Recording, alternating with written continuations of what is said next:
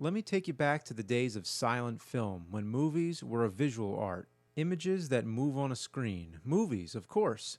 The best silent films didn't rely on excessive title cards to tell their stories, but instead the actor's body language and cinematography. It was like an international language, with your imagination completing the audio portion.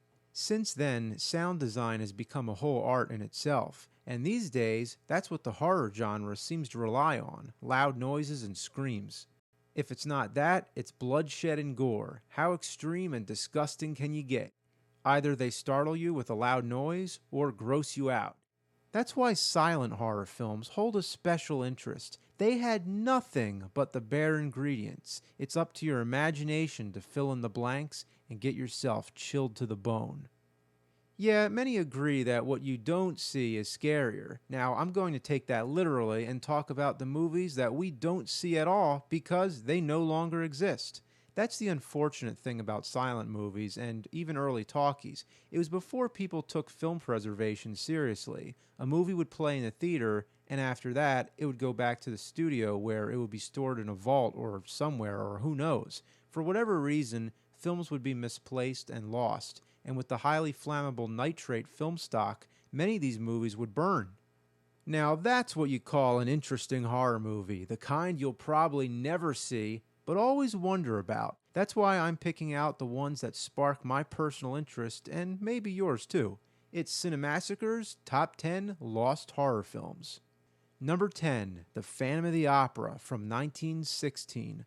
Of all the versions of Phantom of the Opera that exist, it's striking to note that the earliest known version ever made is missing. There's very little information. We know the names of some of the cast members, but that's about it. Even if it was found today, it could probably never be as iconic as the 1925 version. Lon Chaney gave a visually expressive and endearing performance as the Phantom, which no others have matched. But I'd like to know what the original Phantom was like. Until someone finds this movie, it'll always remain hidden in the dark and haunting our visions. As it is, that may be the greatest Phantom of all. Number 9, The Cat Creeps from 1930. It was Universal Studios' first sound horror movie, which also means it was one of the first sound horror movies ever made, in 2 languages. They filmed one version with an English-speaking cast and another with a Spanish-speaking cast. With their next movie, Dracula, they did the same thing. In fact, the Spanish version of Dracula is a classic in its own right, and many, including myself, consider it to be superior to the more famous English version. With The Cat Creeps, both versions have disappeared. The only thing that remains is the soundtrack from the English version and also a few clips, which survived only because they appeared in a 1932 comedy called Boo, which also uses stock footage from other films. You can see it on the Frankenstein DVD, the Universal Legacy Edition. The Cat Creeps took place in an old dark house, a staple of the genre, and it was actually a remake of a silent film, The Cat and the Canary, from 1927, also from Universal. Universal remade the film again as The Cat Creeps in 1946, during their final leg of their classic horror cycle. However, this version was a remake in name only. The plot was different. Hopefully someone finds the 1930 version. If we could see it today, would it stand out as a classic? Or would it be mediocre and forgettable, sandwiched between both the silent and sound versions? Number 8, The Vampire. Vampires are such a big part of the horror genre, we couldn't go without spotlighting one of the early vampire films. I heard about a movie called The Vampire from 1913. Supposedly it was lost until I looked it up on IMDb and found that 3 people have reviewed it. Turns out that's a different movie. So there's at least 2 different movies, both called The Vampire, both released in 1913. The one I'm thinking of was supposed to have been the first British horror film about an undead snake woman. So maybe it's not even a vampire, who knows? According to IMDb, there's several vampire movies made in the 1910s, and many with the title The Vampire, so there's no end to the confusion. Number 7, The Werewolf.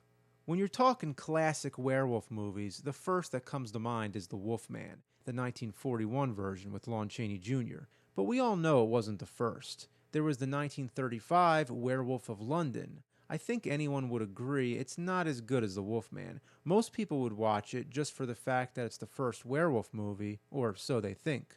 For the real wolf hunters who want to know, there's a 1913 film called The Werewolf, but it's lost, so you can't see it anyway. The last known print was destroyed in a fire in 1924. Supposedly, it was about a Native American woman who turns into a werewolf to fight against the invading white settlers. I wonder if there was a wolf transformation scene. Would it be a series of makeup changes and cross dissolves like in The Wolfman? Only time will tell if someone ever finds it. Number 6. The Mummy. Of course we gotta throw in some mummies. Every horror fan wants to find a mummy movie that predates the Boris Karloff version. According to IMDb, there's at least 4 older movies called The Mummy, one from 1911, 1912, 1914, and 1923. And other sources on the internet point to several other mummy movies, either called The Mummy or with mummy in the title. Who knows if they actually exist or if any of them were horror films? The research could go on and on. Hopefully someone can dig up these lost mummies. Number 5. Life Without a Soul from 1915. Supposedly, it was the second Frankenstein movie ever made. The first one, the Edison version from 1910, was long thought to be a lost film, but since then it turned up in a private collection and has been released on DVD. Hopefully we can say the same for some of these other films and they don't all remain lost forever. Life Without a Soul changed some of the names from the Mary Shelley novel, I guess similar to how Nosferatu changed the names from the Dracula novel to avoid lawsuits. My guess is that this Frankenstein movie followed the novel loosely. All we have to look at is this poster with stills that seem to be from the movie. It seems the monster was basic, less bizarre looking than the Edison version, and without as much makeup as the James Whale version. I don't know what to make of it, but it would be neat to see. Number 4. The Golem movies. The Golem was a monster from Jewish folklore. Even though it never reached the ranks of Dracula and Frankenstein, this was a pretty famous monster, having its own share of movie interpretations. The most well-known existing version is from 1920. Here we see a rabbi create the golem out of clay to protect the people of Prague from persecution, but the golem rebels and goes on a rampage. It was released the same year as Cabinet of Dr. Caligari, and likewise it's credited as a major example in the film movement known as German Expressionism, where twisted architecture and painted shadows are used to create a surreal, dreamlike atmosphere. In fact, the cinematographer of the Golem was Karl Freund, a pioneer of the moving camera, famous for filming F.W. Murnau's The Last Laugh, and later went on to film Dracula and direct The Mummy. Even though the 1920 Golem is the most famous, it wasn't the first. There is one from 1915 and one from 1917. The same guy wrote, directed, and starred as the title monster in all 3. That probably makes it the first horror trilogy, but unfortunately, this trilogy no longer exists. With the 1915 version, all that remains is about 3 minutes, including a scene where people are running from the golem, who marches around with a dagger in his chest. I've read some sources that say that the movie has been discovered in the hands of a private collector in 1958, but I can't confirm it, and I've found no place where you can actually buy it on DVD or see it in any form, except for these scraps of footage. So it's my guess that they're talking about this and not the full movie. The 1917 version, called The Golem and the Dancing Girl, is 100% lost. Supposedly, it was a comedy, parodying the original rather than being a true sequel. And at last, the 1920 version is a prequel, which misleads many people into thinking it's the first, and since the same writer, director, and actor is attached to all of them, it's easy to assume it's all the same film. That makes it really confusing and further sinks the lost versions into obscurity. Number 3. The first Dracula movie. The oldest existing Dracula movie is Nosferatu from 1922, and even that one was considered lost for a while. But there was a movie before that called Dracula's Death. From what I understand, it was made in 1921 and was Hungarian, which is a shame that a film made closer to Dracula's home would go lost. All we have is this one grainy still. From what we know, it didn't have much relation to the Bram Stoker novel. It had something to do with a girl in a mental institution who's having nightmares about Dracula. Either way, it's the oldest known Dracula movie. However, there is one source that cites an older version. It's called The Vampire Book, the Encyclopedia of the Undead. In the back of the book is a chronological listing of every known vampire film. According to this, the first movie, called Dracula, was made in Russia in 1920. However, it also lists the Hungarian version as being called Dracula and not Dracula's Death. So I don't know how accurate this is, and I've never heard this film mentioned anywhere else. So when it comes to Dracula films, here's the story. The Bela Lugosi version everyone knows about. Nosferatu, mostly horror fans know. Dracula's Death, few horror fans know. And the Russian version, nobody knows, because it may have never existed. That's what you call obscure. Number 2, London After Midnight from 1927. Lon Chaney plays an inspector on a murder case who disguises himself as a vampire to catch the criminal. Chaney was his own makeup man and created the look of the vampire. Many photographs survived, and that's what we're looking at now. Isn't that an amazing face? Even though it's supposed to be a disguise, you couldn't get away with something this exaggerated today. This character has sort of become a famous horror icon in its own right. We could easily see this guy sitting alongside Dracula, Frankenstein, etc. It's just a shame we don't have a movie to go with it. The last known copy was burned in a fire in an MGM vault in 1967, along with many other movies from the silent era. The director, TOD Browning, went on to direct Dracula. Lon Chaney was considered for the role of Dracula, but died of throat cancer, ironically with the birth of the sound era.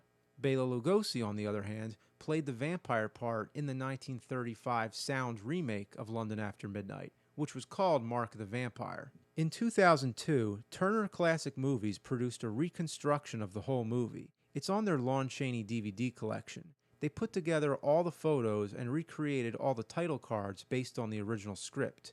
This is the closest we can get to watching the real movie, at least for now. It's probably the most famous and sought-after lost horror film of all. But this is my own list, so I need to reserve the top spot. Here it is. Number 1, the Lost King Kong films. The original King Kong from 1933 was the most groundbreaking film of its time in terms of special effects, sound design, and pure spectacle. Many know about the missing spider pit scene. After Kong throws the men off the log, they fall into a pit where they're attacked by spiders and other creatures. The scene was cut and presumably destroyed. Peter Jackson tried to faithfully recreate it using old film techniques, which can be found on the King Kong 2-disc Collector's Edition DVD. So as far as lost scenes go, that makes an honorable mention. But there seems to have been some other King Kong films made in Japan in the 1930s that are now lost entirely. This is a huge shock for monster fans everywhere. Up until recent years, nobody's ever heard of them. Now that the information has surfaced, some remain skeptical. With all the movies that were lost in Japan during World War II, it's definitely possible. This photograph is said to have been from 1933, the same year as the original Kong, but this poster is from a 1938 issue of a magazine in Japan. The poster is for a film called King Kong Appears in Edo. The other piece of evidence is an interview from Fuminori Ohashi, who designed the first Godzilla suit. He testified that the movie was real and he designed the Kong suit. It was supposed to have taken place in Japan's medieval period with set designs that were supposed to be based on German Expressionism. How interesting is that? Just the thought of a person in a King Kong suit fighting insects in front of warped scenery. And does Kong change size? In some of these images, he seems to be the same size as a person, and other times he's giant. It's really weird. You know what the weirdest part is? This sort of rewrites history. Just to think that the first Japanese monster movie was not Godzilla. In fact, this was 16 years before. Hopefully one day, some more information may turn up, and I'd like to think that all these movies I picked won't always be lost films.